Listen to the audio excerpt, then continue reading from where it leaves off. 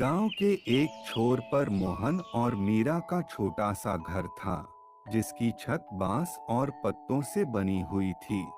मोहन हर सुबह सूरज निकलने से पहले उठता और खेतों में काम करने चला जाता। मीरा घर के कामकाज के साथ साथ खेत में भी मोहन का हाथ बंटाती थी।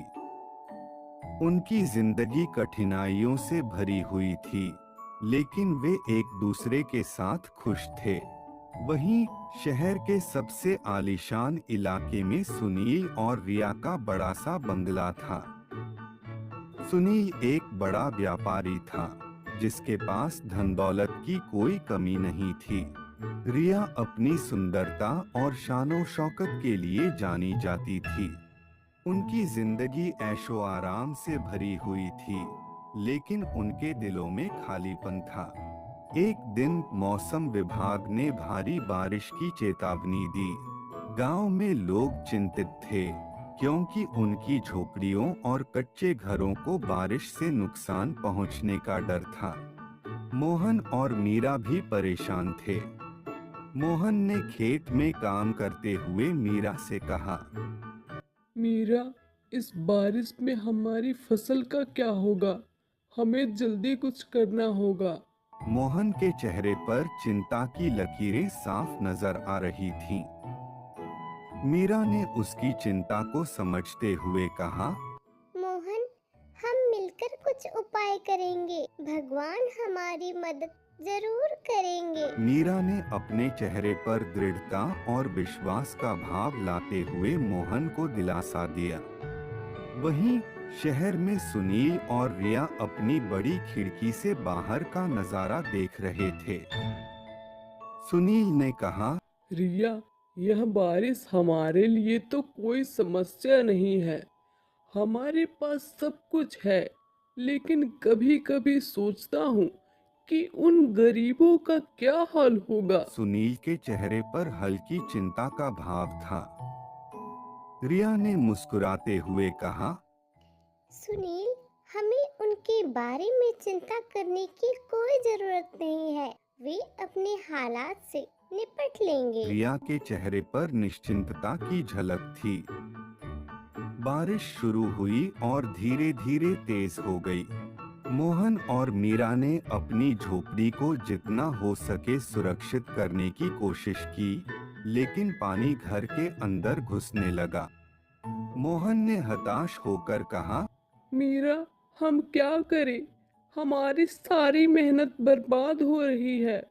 मोहन के चेहरे पर निराशा और चिंता साफ दिखाई दे रही थी। मीरा ने उसका हाथ पकड़ा और कहा, मोहन, हम एक दूसरे का साथ कभी नहीं छोड़ेंगे। हमें हिम्मत से काम लेना होगा। मीरा के चेहरे पर विश्वास और धैर्य की झलक थी। उधर सुनील और रिया अपने बंगले में आराम से बैठे थे। सुनील ने टीवी पर खबर देखते हुए कहा, रिया, गांव में तो हालत बहुत खराब हो गई है। हमें कुछ करना चाहिए। सुनील के चेहरे पर गंभीरता और संवेदनशीलता थी। रिया ने संजीदगी से कहा, हाँ सुनील, हमें उनकी मदद करनी चाहिए। हमारे पास इतने धन दौलत है, हम कुछ पैसे भेज सकते हैं। रिया के चेहरे पर करुणा और संजीदगी थी। मोहन और मीरा ने बारिश से बचने के लिए एक पेड़ के नीचे शरण ली। उनकी झोपड़ी पूरी तरह से टूट चुकी थी और फसल भी बर्बाद हो गई थी। मोहन ने दुखी होकर कहा, मीरा, अब हमारा क्या होगा? हम कहाँ जाएंगे? मोहन के चेहरे पर हताशा और दुख था। मीरा ने उसे दिलासा देते हुए कहा, मोहन, हम हार नहीं मानेंगे। भगवान हमारे साथ है। हमें फिर से शुरुआत करनी होगी। मीरा के चेहरे पर दृढ़ संकल्प और आशा की झलक थी। वहीं सुनील ने गांव में राहत सामग्री भिजवाने की व्यवस्था की। उसने अपने कर्मचारियों को आदेश दिया कि वे गांव के लोगों तक मदद पहुंचाएं। रिया ने भी अपने गहनों को बेचकर गरीबों की मदद के लिए पैसे दान किए। कुछ दिनों बाद बारिश थम गई और सूरज निकल आया। गांव में राहत सामग्री पहुंची और लोगों को थोड़ी राहत मिली। मोहन और मीरा ने फिर से अपनी जमीन को जोतने की तैयारी की। सुनील और रिया ने गांव में आकर लोगों से मुलाकात की और उनकी समस्याओं को सुना। सुनील ने गांव के लोगों से मिलते हुए चेहरे पर चिंता और करुणा के भाव दिखाए। मोहन ने सुनील से मिलकर कहा, आपकी मदद के लिए धन्यवाद साहब। आपने हमारे मुश्किल समय में हमारी मदद की है।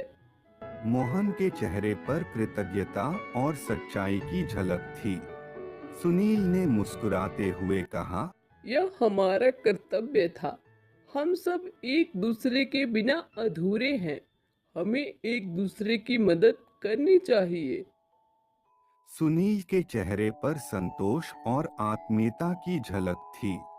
मोहन और मीरा ने फिर से अपनी मेहनत से खेती शुरू की और धीरे धीरे उनकी जिंदगी में सुधार आया। सुनील और रिया ने गांव के विकास के लिए कई योजनाएं शुरू की।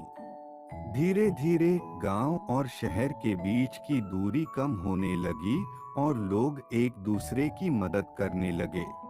इस प्रकार बारिश ने जहां एक ओर मोहन और मीरा को कठिनाइयों से जूझने की सीख दी, वहीं दूसरी ओर सुनील और रिया को सच्ची खुशी का मतलब भी समझाया। यह कहानी इस बात का प्रतीक है कि जब हम एक दूसरे की मदद करते हैं तो अमीरी और गरीबी के बीच की बनी दीवारें टूट जाती हैं और इंसानियत की जीत हो जाती। यहीं पे इस कहानी की समाप्ति हो जाती है। अगर आप लोगों को ये वीडियो अच्छा लगा हो तो प्लीज़ इसे लाइक करें, हमारे चैनल को सब्सक्राइब करें और इस वीडियो को ज़्यादा से ज़्यादा शेयर करें। हम लोग फिर मिलेंगे एक नई कहानी के साथ। तब तक के लिए राम राम।